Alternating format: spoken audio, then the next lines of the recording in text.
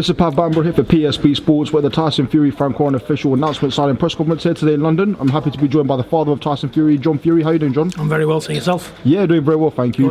Firstly, John, on a personal note, how happy and excited you that that pen's been put to paper and it's official that Tyson has signed with Frank? It's been a long time coming. It's been a long drawn-out deal. It's been a hard deal to make. You know what? Every man wants it in his best interest, including Frank. We want it in our best interest, but you know we've met in the middle, and Tyson's happy, and it's all about him, and he's happy. He's the one signed the paper. We just do as we do. You know, but I'm overwhelmed. He's just back in the ring. Forget about the rest of it. This kid's a fighting man. He needs to fight, and that's what it's all about. Getting him back in there and getting them belts back round his waist where they belong.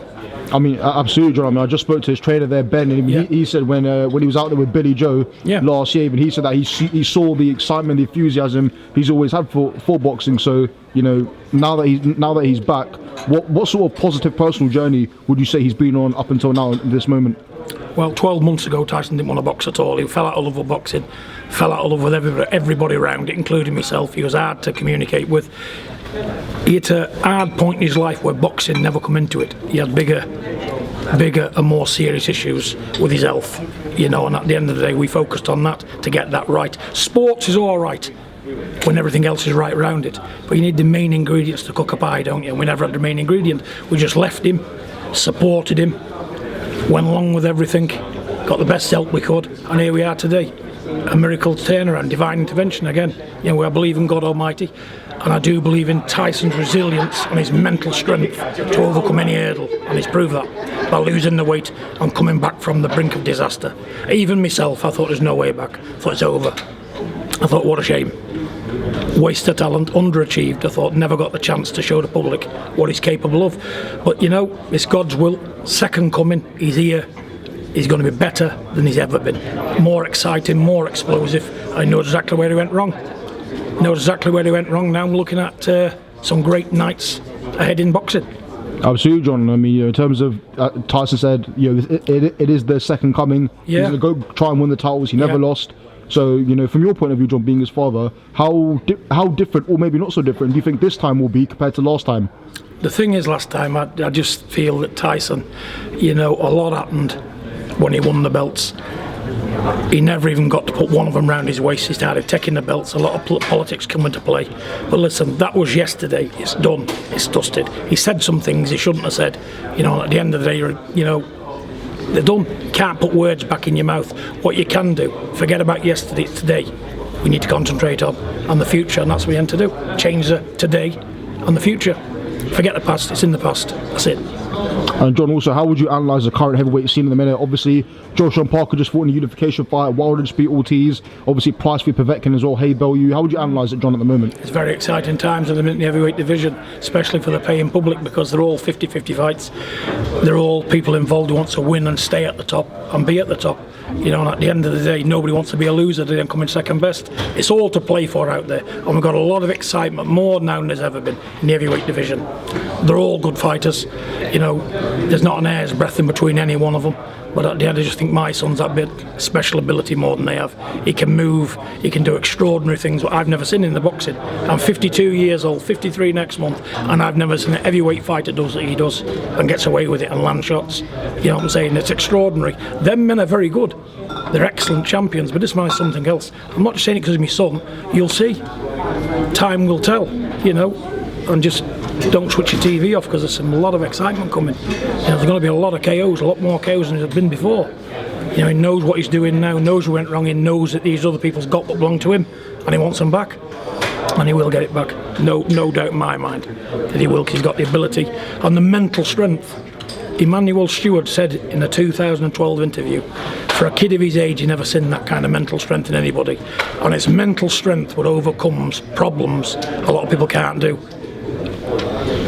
And he can overcome a problem out the ring as big as he's had.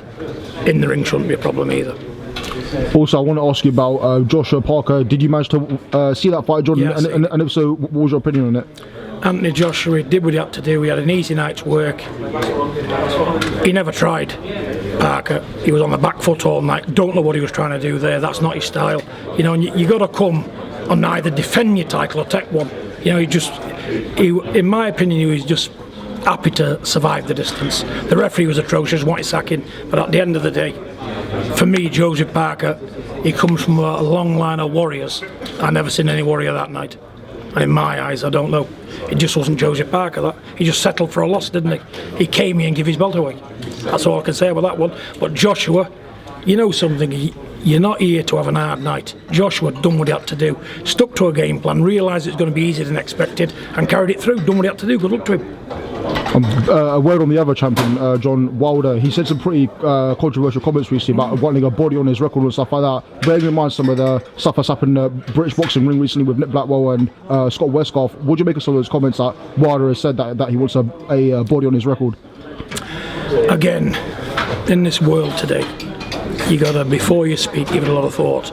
You know, and nobody wants tragedies in boxing or of any kind. You know, it's a sport, but it's a dangerous sport, and you can lose a life or be maimed for life. But at the end of the day, I can't comment on what Deontay Wilder says. That's his own opinion. He's entitled to say what he wants to say.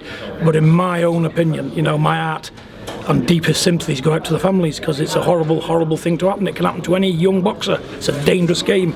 They know what they're involved in. It's a life-threatening situation, and it's just terrible that these things have to happen in boxing, but they do. You know, my heart goes out to the family. You know, and what more can you say? It's a tragedy, and we don't want it in the sport. But it's a contact sport.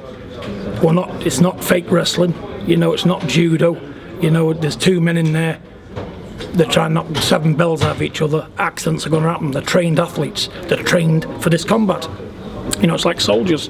When they go into war, they know the consequences, or they wouldn't be going into war. In boxing, they know exactly all the risks, and they are grave when it happens. You know, it doesn't seem to be any second chances, do they? It's all serious stuff. You know, you don't see anyone getting a sprained finger. What can do? It's all hospital stuff, isn't it? You know, I wish them all well. You know, but you know what? I think there's a few more things can be done. But listen, I believe the board do all they can. And you're not going to avert every tragedy. It's like driving a car down the road. There's millions of cars on the road. You're going to hit one of them at some point. You know what I'm saying? I've done it myself. But that's life, I'm afraid. But John, obviously, you know, the question that everyone wants to know is, how do you believe, being Joshua Wilder being the 2 other champions, how do you believe Tyson would fare if he was to fight one of the champions? Let's say next year, because Frank said 3 or 4 fights this year, then being world title contention next year. So how do you believe he would fare against him when he's now back at that world title fighting level? We're just going to take one fight at a time, assess him, assess what he's doing, and see where he's at, and we'll take it from there. We're only going to put Tyson in fights when we know and believe he's 100% ready. You know, I know Frank, he wants to promote stuff and get the ball rolling, but we're in no rush. We've got to get it right. It's his career, it's his life, and like we said, it's a dangerous sport. We want to get as much as we can out of it without getting hurt, and we want to do as much as we can and get as much out and let the paying public enjoy Tyson Fury. You know, well gone, we're ready, and nothing will change that. One more final thing, John. How do you see the rematch going with David Haye and Haye-Bellew on May 5th? I've always believed this. You beat him once, you beat him again, but David Haye, you can't write him off. He's a big puncher. You know, but Haye-Bellew, he's got a lot of heart. He's got a lot to prove, and he's the man of Liverpool. And you know, the Scousers, they're a great nation, and they can lift their fighters. You know what I'm saying? And I just think Haye-Bellew fights for Liverpool. He fights for his family, and I just think Haye-Bellew will want it that bit more. But David Haye, dangerous, like Deontay Wilder, as long as the bell left in the fight. Well, John Fury, thank you very much for the time for PSB Sports, and we wish you all the best on Tyson's comeback. Thank you. Thank you very, very much for being here and turning up, yeah.